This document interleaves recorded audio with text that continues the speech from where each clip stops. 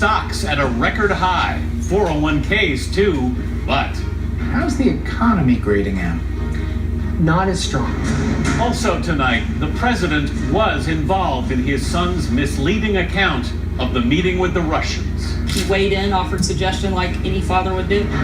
A warning about travel, not abroad, but in one of the 50 states. Teenage drivers, why the oldest teens are a bigger risk than the youngest. And for astronauts in space, it was the most important place on Earth. When you look at the condition of the room today, what goes through your mind? It's a combination of frustration, anger, resentment. A new mission to save Mission Control.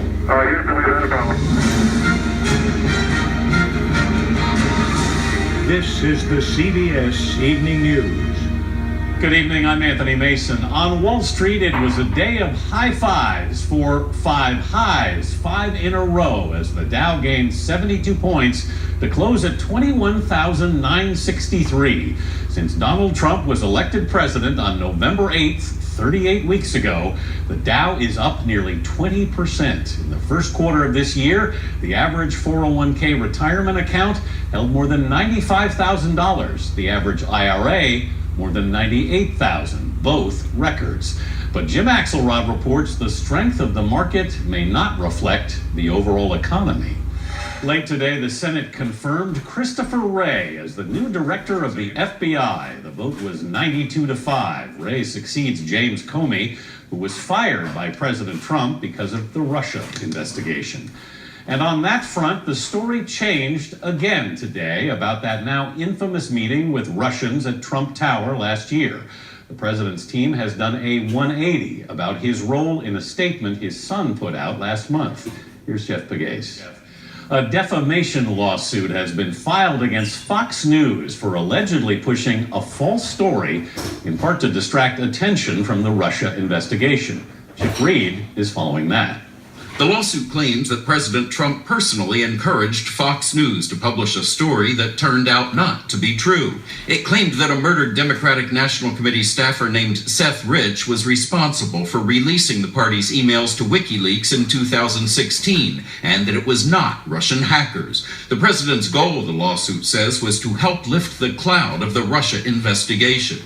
Fox News host Sean Hannity, who admits to being one of the president's biggest fans, ran with the story. This blows the whole Russia collusion narrative completely out of the water. But Fox retracted the story after just a week, admitting it did not meet its journalistic standards. Well, perhaps there were some email communications between Seth and WikiLeaks. The lawsuit was filed by former D.C. police detective Rod Wheeler, a Fox News contributor. He investigated the case, but now claims that the network inaccurately reported his findings as implicating Rich, because that is the way the president wanted the article. The suit also claims that Ed Butowski, a wealthy Trump supporter and also a Fox commentator, coordinated the effort by the president and Fox to publish the story. Wheeler's complaint says Butowski left him this voicemail on May 14th. A couple minutes ago, I got a note that we have the full attention of the White House on this. And tomorrow, let's close this deal. The same day, a text message from Butowski said, "The president just read the article. He wants the article out immediately." Butowski now says he was kidding. Then Press Secretary Sean Spicer admits that he met with Wheeler and Butowski in April, but in a statement today said the White House had nothing to do with the story. Current Press Secretary Sarah Huckabee Sanders was also asked about it today. The president had no knowledge of the story, and it's completely untrue that he or the White House involvement in the story. In a statement, Fox News said the accusation that FoxNews.com published the story to help detract from coverage of the Russia collusion issue is completely erroneous. Anthony? Chip Reed at the White House. Thank you, Chip. We're used to getting warnings about traveling overseas, but this summer the NAACP put out an extraordinary warning about travel here at home in Missouri.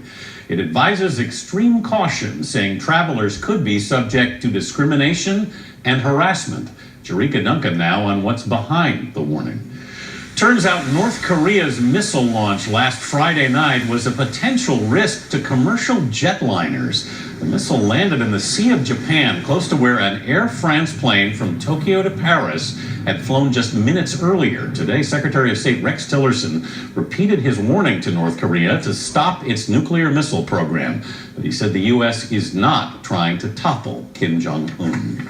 The State Department also demanded today Venezuela release 2 opposition political leaders who were hauled off to jail this morning. The arrest came 2 days after a highly controversial vote that led to violent protests. The vote gave President Nicolas Maduro's ruling party nearly unlimited power. Yesterday, the U.S. imposed new economic sanctions on Maduro. A study out tomorrow has a surprising finding about teenage drivers. The older the teen, the greater the risk on the roads. Here's transportation correspondent Chris Van Cleve. Still ahead on the CBS Evening News, should a school district be held liable for a 12-year-old suicide? Floods in the desert, record heat in the Pacific Northwest, and a trip inside a shark's mouth. In New Jersey, the parents of a 12-year-old girl who killed herself claim she was bullied online for months and the school district did nothing to stop it. Now they plan to sue. Here's Don Baylor. The weather in the West has flip-flopped. It's hot and dry in the Northwest. This fire in central Washington has burned nearly 7,000 acres. But it's just the opposite in places that are often parched. Here's Maria Villarreal. Off Old Cape Cod every week is Shark Week, and here's the proof. A great white saw a GoPro camera yesterday and went in for the kill. Researchers say the shark was an 11-footer. In case you're wondering, the camera was attached to a pole. Fortunately, a very long pole. Up next, the mission to save Mission Control.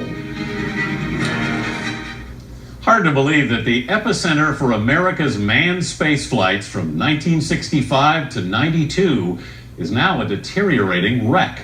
Mark Strassman reports a fundraising mission has been launched to preserve this piece of America's past for future generations.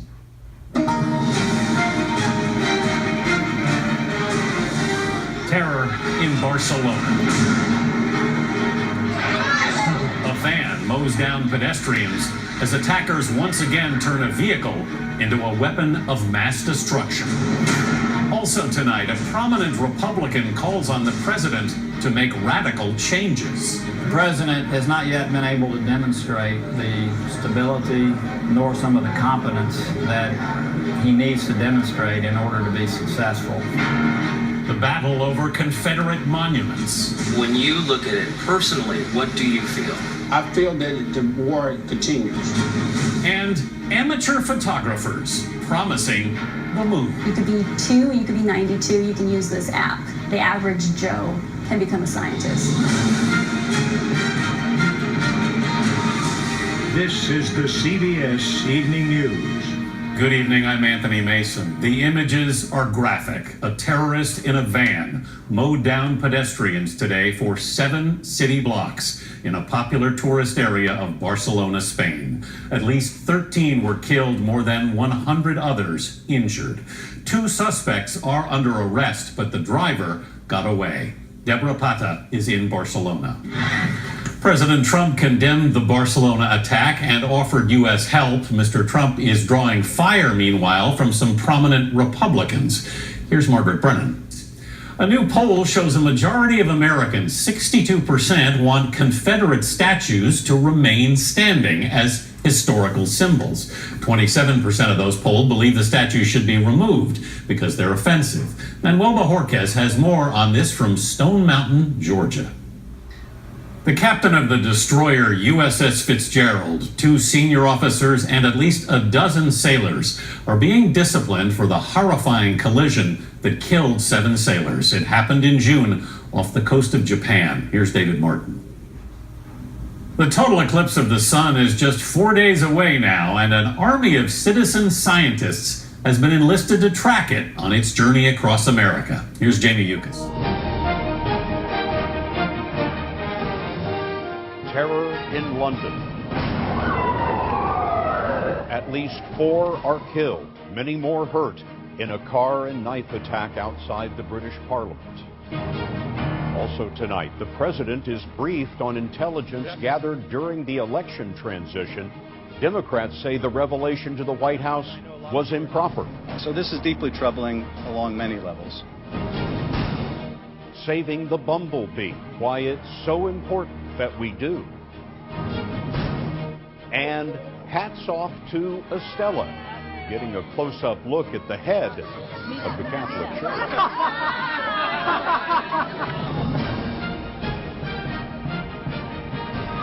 This is the CBS Evening News with Scott Pelley. Just as the British were on guard for a possible terror attack in the sky, they were struck on the ground today in the heart of London. A driver plowed a car into a group of pedestrians, then stabbed a police officer. At least 4 people, including the officer, were killed. 40 others were wounded. The attacker was shot to death by the police, and our Elizabeth Palmer has more in London.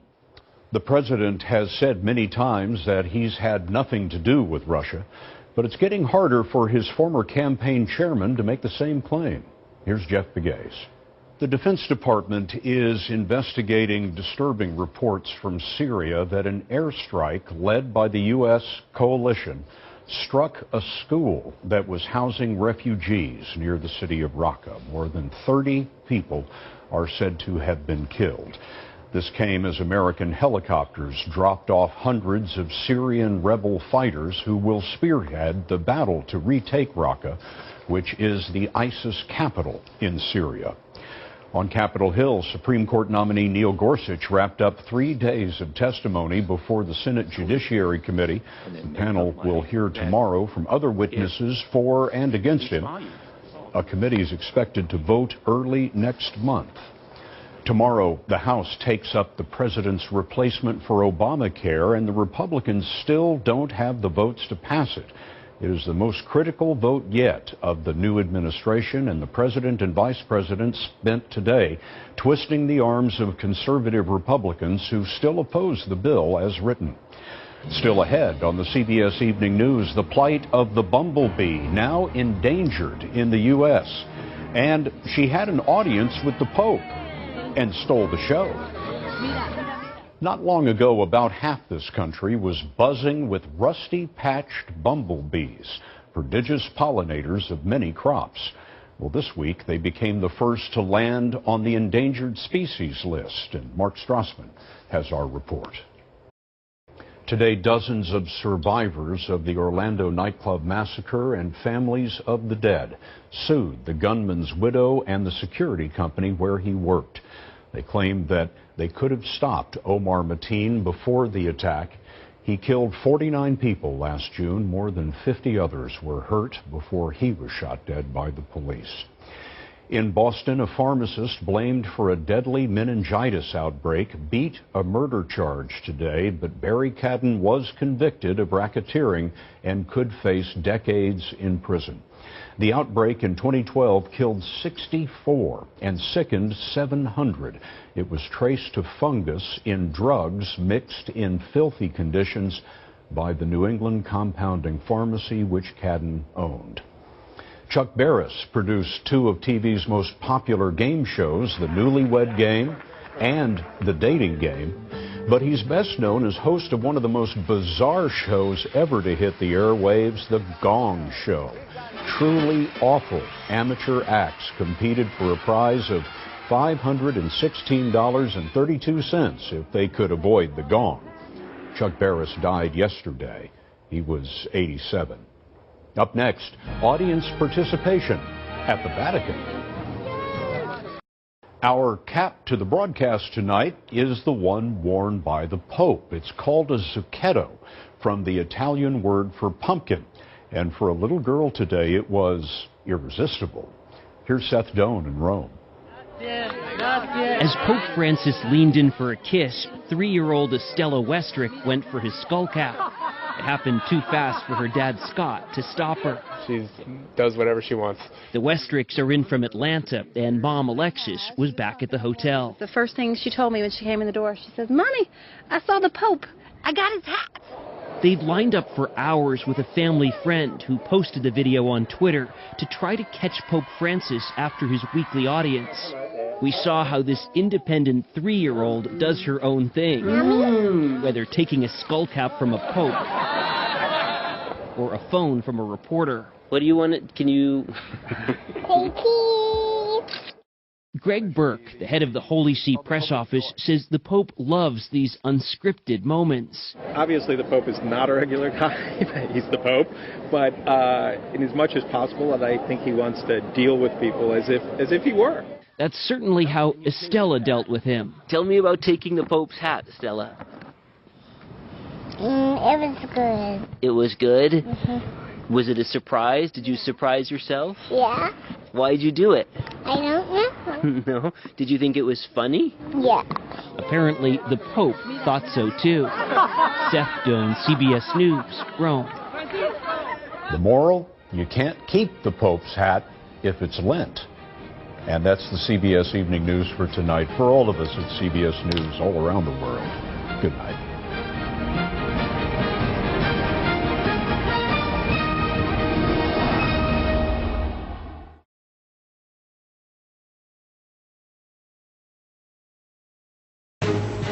Breaking news on this Sunday night, Democratic drama as the party tries to unite. On the eve of its convention, the party chair steps down amid controversy over emails critical of Bernie Sanders, while Donald Trump weighs in on the Democratic ticket and defends his own view of America.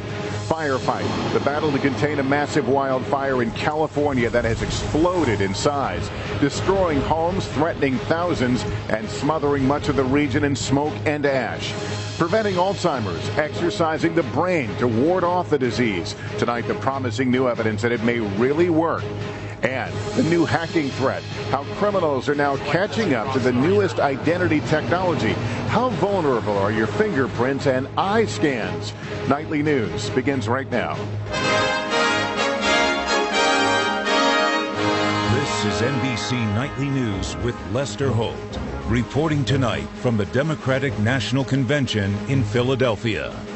Good evening. On the eve of their big convention, the Democratic Party has been rocked by a bombshell tonight. The head of the Democratic National Committee, Congresswoman Debbie Wasserman Schultz, resigning under fire late today, all in the face of an uproar over a batch of emails made public by WikiLeaks.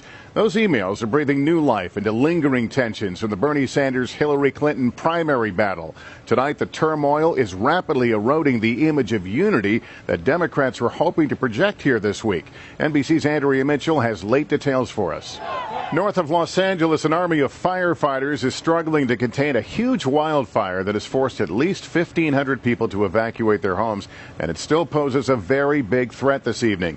Gadi Schwartz is on the front lines and has our report.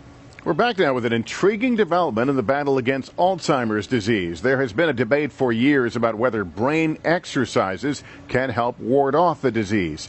Today, scientists reported for the first time that they do work. Morgan Radford has the details.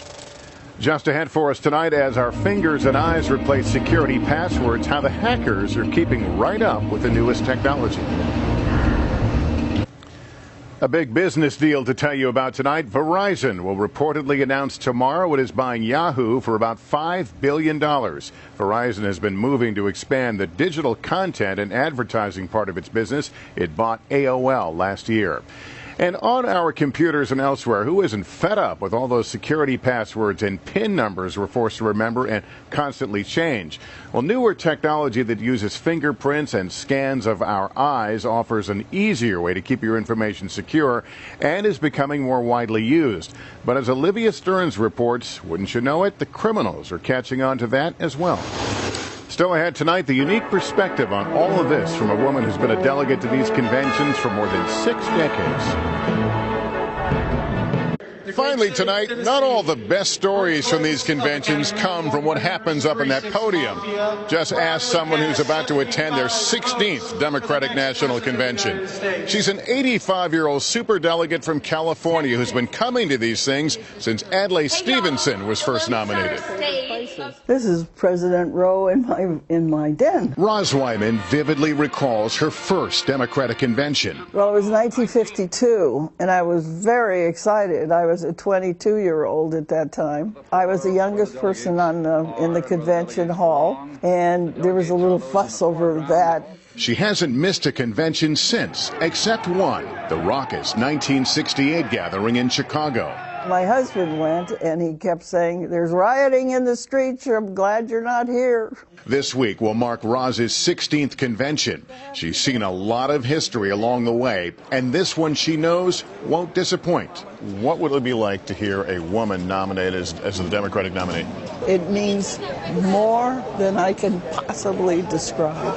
The 1960 convention in Los Angeles was pretty important to her, too, but for a different reason. It is time, in short, for a new generation of leadership. John F. Kennedy was the presidential nominee, and Wyman worked to have the acceptance speech outside at the Los Angeles Coliseum instead of inside at the sports arena. And Bobby Kennedy looked at me and he says, "You've lost your mind. We're going to take them out. It's never been done." And I said, "Well, that's why we should do it." In 1984, she chaired the San Francisco convention and was gifted a piece of the podium that she still keeps at home. 2008 was bittersweet for Wyman. I accept your nomination.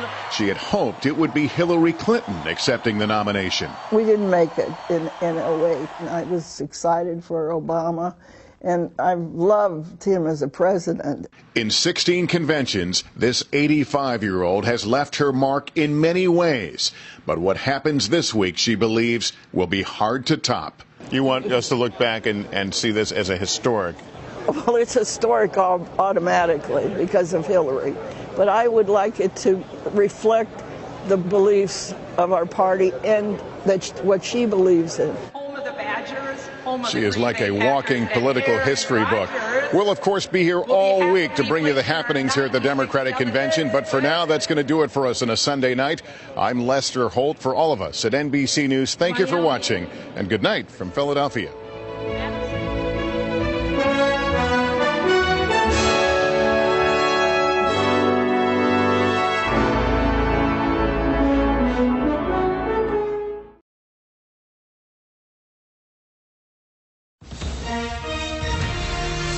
On World News Tonight this Monday, the breaking news, the miracle at sea.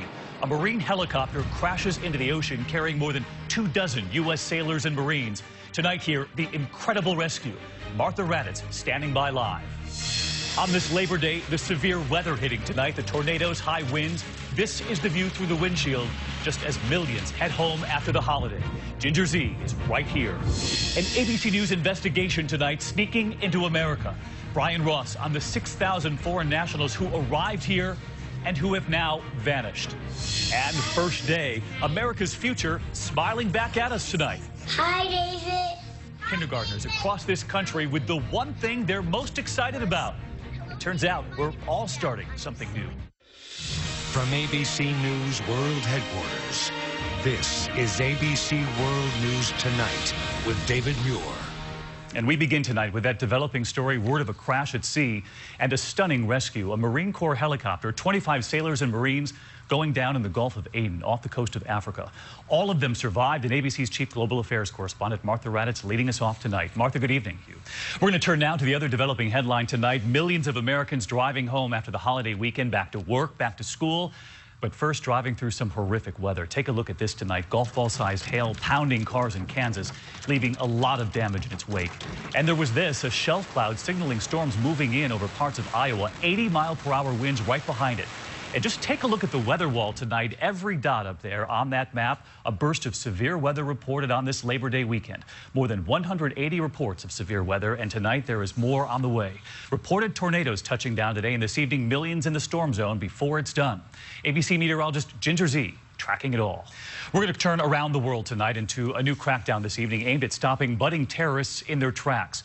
The proposal in Britain tonight comes 2 weeks now after that gruesome image, that killer who executed American journalist James Foley. The mysterious hooded man with what sounded like a British accent. Tonight, British authorities taking the lead after upping the threat level there heading into the weekend. Tonight, saying it is time to seize the passports of suspected terrorists to prevent them from leaving the UK to fight in Syria and in Iraq. and to prevent them from joining ISIS. Meantime, back in this country tonight and to an eye-opening ABC News investigation here. With all of that concern in Britain over homegrown terror, there is news tonight. 6,000 foreign nationals have traveled here to America and have now disappeared. How did they do it, and were any of them sneaking into this country? ABC's chief investigative correspondent Brian Ross tonight. Meanwhile, to another hotspot this evening, President Obama preparing to head to Europe for a crucial meeting of world leaders this week. What to do about Russia and Ukraine. And tonight we've learned NATO is now planning to launch a rapid response team that can deploy a strike force, several thousand troops in as little as 48 hours. And to Iceland tonight, and to some remarkable images coming in, an ancient volcano roaring back to life, spewing lava 200 feet into the air. Just look at it. A monster cloud so big, aviation experts had raised the alert level to its highest level, banning all flights below 6,000 feet. Tonight, that code red has now been lifted. Back here at home tonight, and the hunt is on for the man in this surveillance tape considered armed and dangerous, nicknamed the AK-47 Bandit. And you can see why, wielding a powerful assault rifle. And that's not all. Authorities pointing to one thing tonight, the word written across his vest, Sheriff. The suspect reportedly claiming to be a former law enforcement officer, but will he be caught before he strikes again? ABC's Cecilia Vega tonight with the tape. We're going to turn now to that blockbuster medical headline involving the #1 killer in the world, heart disease. Tonight we're learning more here about an experimental treatment now being called a potential breakthrough. So promising, they stopped the study in the middle of it all, and now the next step, FDA approval.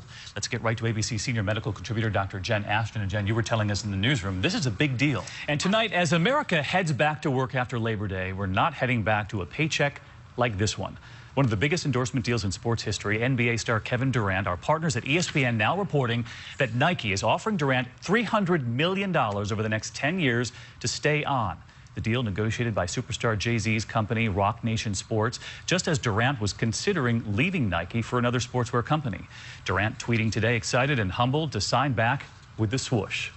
There is still much more ahead on World News Tonight this Labor Day. That big headline today, the famous faces who say their private photos were stolen.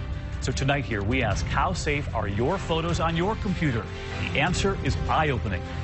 The vacation hero, the man on his balcony who spotted not only the swimmers, but the hammerhead shark. What he did next, he's right here tonight.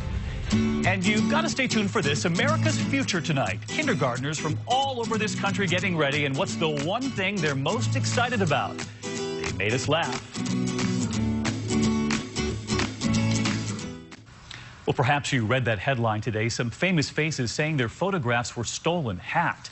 Tonight, the FBI is on the case as we ask here, how safe is the private information, the photos you've stored through your own computer? And is your Wi-Fi making it easier for hackers to get your information? ABC's Lindsay Davis back on the case tonight. Our Instant Index here on this Labor Day Monday, and Joan Rivers. So much concern about the 81-year-old comedian and her health tonight. She's still fighting for her life, unconscious after going into cardiac arrest last Thursday following an outpatient procedure. Tonight, sources saying she is sedated in serious condition with her family by her side. They say they are grateful for the outpouring of love, prayers, and support, and of course, we're pulling for her too. And a home video nearly gone awry. Watch this, a family on vacation at a lake. They own their own drone, an expensive camera, flying overhead, capturing the moment, but the battery wasn't fully charged. The drone descends, and the dad comes running to the rescue, emptying his pockets and then sprinting into the water to save not only the family's expensive toy, caught on tape, not to mention the family memory is saved. Dad, the hero tonight. And just when you thought it was safe to get back into the water, a hammerhead shark. Two swimmers at a beach in Florida, and they were not alone. Watch the top left-hand corner of your screen there. There's the shark. The guy filming, trying to warn them from his balcony, shouting. And today he described to our producers what it was like to watch that near miss. Man, it was like a train wreck. If that fish had gotten close to them, you know, they might have been in trouble. I don't even know if they understood what we were saying, but my whole theory is if somebody's yelling at you, you know, high up on a balcony, you need to get out the water. I'd say that's pretty good advice. Good advice indeed. And one more note, something on your Labor Day list to do. A lot of viewers reaching out to us, noticing that their DVRs weren't working because we added tonight into the World News name. World News Tonight, so we hope you'll reset your DVR or watch us live. It's kind of fun live. When we come back here on a Monday night, they still say the darndest things. The little ones tonight getting ready for their first day of school, and they tell us right here what they are most excited about. You won't believe what they say. And finally tonight here, I still remember my first day of kindergarten, pulling up on the school bus, everyone else getting off, and then I turned to the bus driver and said, "This isn't for me." She still got me off that bus. And somehow the kindergartners of today seem a lot more confident. Just listen to what they're most excited about tonight. Hi, David. Hi, David. Hi, David. I'm a first grader. We started out today with a simple question on Twitter. Are your children excited for the first day of school? Some of them most excited about their backpack. I have a Star Wars backpack. Here's Isabel with her new backpack, still waiting for her new teeth tonight.